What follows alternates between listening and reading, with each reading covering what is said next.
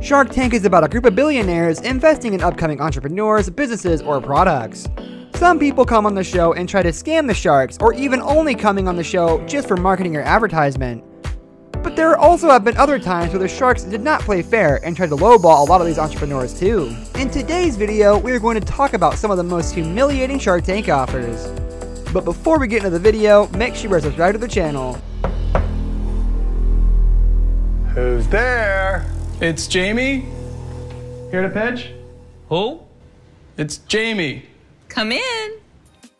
In 2013, Jamie Simonoff appeared in Shark Tank and pitched his ingenious product, Ring, then still called Doorbot, a doorbell system that allows you to see and talk to whoever is at your door and basically screen your visitors.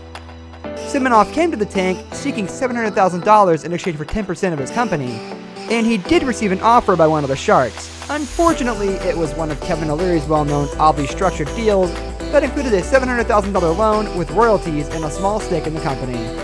Simonoff decided to turn the offer down because he found it too restrictive and went home without a deal. His appearance in the show led to a boost in sales though, and it was just enough to keep the company alive until November 2014, when none other than Virgin Group billionaire Richard Brass contacted Simonoff because he was interested in gifting the doorbell system to several of his friends.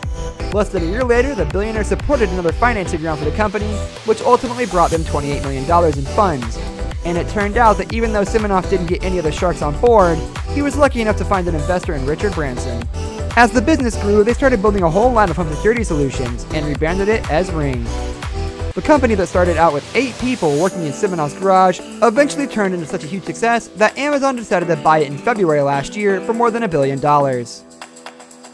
During Season 4, brothers Yin and Peter Young entered the Shark Tank looking for a whopping $1 million for 12% of their Create Your Own Sushi restaurant, How Do You Roll?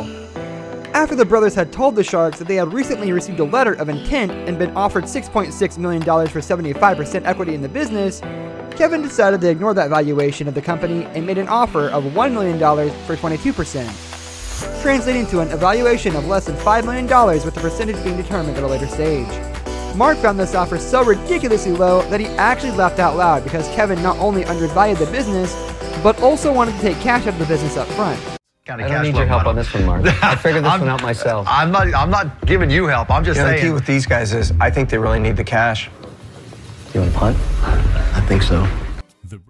The brothers countered the offer with 15%, and Kevin dropped down to 20%, which the Young brothers eventually agreed to. As they walked away from the sharks, Barbara called out to them that they had made a deal with the devil, so maybe it was for the best that the deal eventually fell through after the show. When Kevin offered us the $1 million deal, what was going through my mind is, should I take it or should I not take it? Sisters Sue, Arum, and Dawoon Kang from San Francisco caused the stir in 2015 when they turned down one of the biggest offers in Shark Tank history.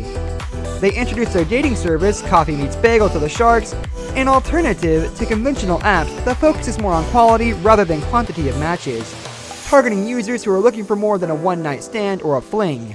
The sharks liked the app, the sisters' business plan, as well as their entire concept, but while most of them found an investment too risky, Mark Cuban decided to offer the sisters a staggering $30 million to buy the entire company, the largest stopper in the show's history at that point. To everyone's shock, however, the sisters didn't bite, because they saw their company going way beyond what Cuban was offering. And just like Cameron predicted back then, this baby exploded. In the first 6 months after appearing on the show alone, they were able to raise nearly $8 million in outside funding, and double their app's user base. That's all we have for today's video. Thank you for watching. We'll see you next time.